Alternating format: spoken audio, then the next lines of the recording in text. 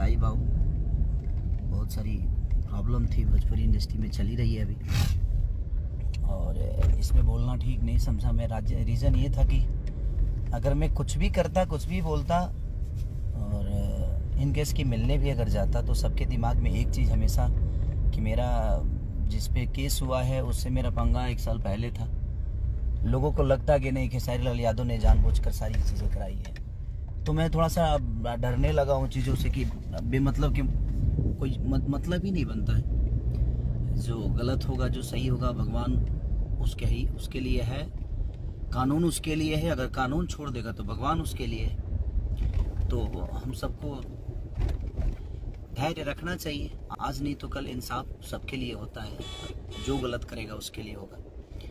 इसलिए मैं जानबूझ के मैं उस दिन आया था बट नहीं गया, और आज बोल रहा हूँ मैं।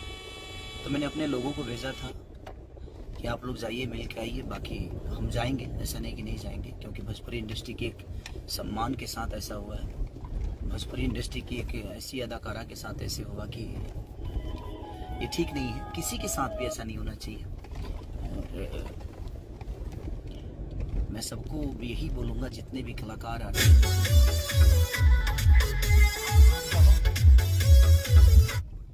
कि अगर आप फ्रस्ट्रेट हो या कोई भी प्रॉब्लम हो, तो प्रॉब्लम का हल आपकी मौत नहीं है। आप जिंदा रह के अपने जीवन को और लड़ना सीखिए। लड़ने में जो मज़ा है ना, वो मर के करने में नहीं।